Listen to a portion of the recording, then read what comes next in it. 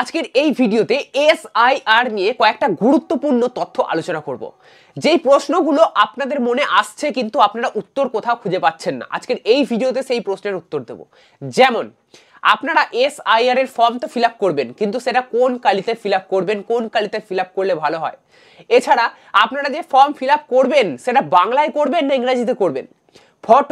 Photo কটা লাগবে ফর্মের মধ্যে, আর ফটোর ব্যাকগ্রাউন্ডটা কিরকম হতে হবে, সাদা, নীল, লাল, কি রকম ব্যাকগ্রাউন্ড হলে ভালো হয়। এছাড়া আরো একটা প্রশ্ন, ফর্ম ফিল আপ হয়ে গেলে ফর্মের সাথে কি আরো কোনো ডকুমেন্ট আপনাদের জমা দিতে হবে। তাছাড়া যদি আপনাদের নাম 2002 সালের লিস্টে থাকে, ভোটার লিস্টে, তাহলে কি এখানে সেটা উল্লেখ করতে হবে, অর্থাৎ ফর্ম ফিল আপের সময় সেটা উল্লেখ করতে হবে।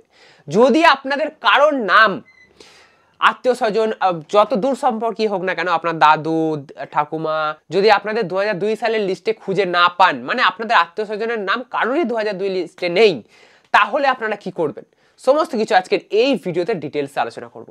তো চলুন আজকের এই ইন্টারেস্টিং ভিডিওটা শুরু করা যাক। প্রথমেই বলি এসআইআর এর ফর্ম ফিল আপ নিয়ে। এসআইআর এর ফর্ম ফিল আপ কিভাবে করবেন, অলরেডি একটা ভিডিও আমাদের চ্যানেলে রয়েছে, আপনারা সেই ভিডিওটা দেখতে পারেন। এছাড়া এই ভিডিও ডেসক্রিপশন বক্সে লিঙ্ক দেওয়া থাকবে, সেখান থেকে ডাইরেক্ট গিয়েও আপনারা দেখতে পারেন। একদম সহজ সরলভাবে দেখানো রয়েছে যে কিভাবে আপনারা ফর্ম ফিল আপ করবেন। তাছাড়া আমি বলে রাখি, এসআইআর এর যে ফর্মটা দেবে আপনাদের, সেখানে অলরেডি একটা ফটো আপনাদের থাকবে, যেই ফটোটা আপনাদের ভোটার কার্ডে রয়েছে সেই ফটোটাই এখানে ছাপানো থাকবে।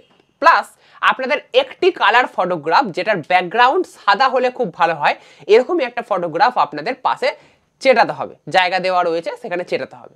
তাহলে একটাই কিন্তু কালার ফটোগ্রাফ, ব্যাকগ্রাউন্ড মানে পেছনটা সাদা হলে ভালো হয়, এমন ফটোগ্রাফ কিন্তু আপনারা লাগাবেন। এবারে কথা হচ্ছে যে ফর্মটা আপনারা ফিল আপ করবেন, আগামীকাল থেকে আপনাদের বাড়ি বাড়ি ফর্ম পৌঁছে যাবে।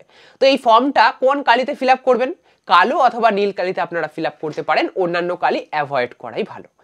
এবারে প্রশ্ন হচ্ছে, আপনারা ফর্মটা বাংলায় ফিল আপ করবেন না ইংরেজিতে ফিল আপ করবেন। যেটাতে আপনাদের সুবিধা হবে সেটাতে ফিল আপ করবেন। এসআই এর যে ফর্মটা আসবে সেই ফর্মটা বাংলাতেই আসবে, আপনারা চাইলে বাংলাতে ফিল আপ করতে পারেন, আবার চাইলে ইংরেজিতেও ফিল আপ করতে পারেন, সেটা আপনাদের উপর ডিপেন্ড করছে।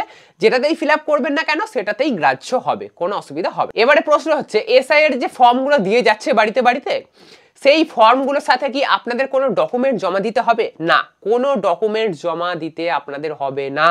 যে ফর্মগুলো জমা আপনাদের বাড়িতে বাড়িতে দিয়ে যাবে, তার একটা কপি আপনাদের কাছে থাকবে এবং একটা বিএলওরা নিয়ে যাবে, দুটোতেই সই করা থাকবে বিএলওদের। তো এই কপিগুলো শুধু নিয়ে যাবে, তার সাথে কোনো ডকুমেন্ট নিয়ে যাবে না। তারপরে যখন ভোটার খসড়া লিস্ট তৈরি হবে, যে ড্রাফট লিস্ট বলে, তো লিস্ট তৈরি হওয়ার পর তখন যদি কোনো ডিসপুট থাকে, তখন আপনাকে নোটিশ পাঠানো হবে যে আপনি শুনানিতে আসুন আপনার সমস্ত ডকুমেন্ট নিয়ে।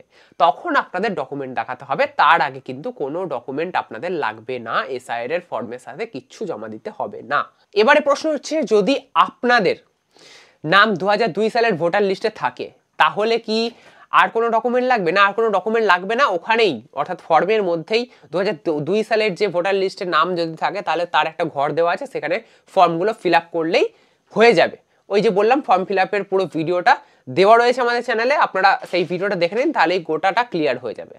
তো 2002 সালের লিস্টে নাম থাকলে আর কিছু লাগবে না। এবারে কথা হচ্ছে, আপনাদের যদি কোনো আত্মীয়র নামও থাকে, দাদু, দিদা, কাকা, কাকি, কারোর নাম যদি থাকে, তাহলেও কিন্তু আপনারা ফর্মের মধ্যে সেটা একটা জায়গা পেয়ে যাবেন, সেখানে ফিল আপ করার। যদি আপনাদের কোনো আত্মীয়ের নামই 2002 সালের লিস্টে নেই, তাহলে কি করবেন?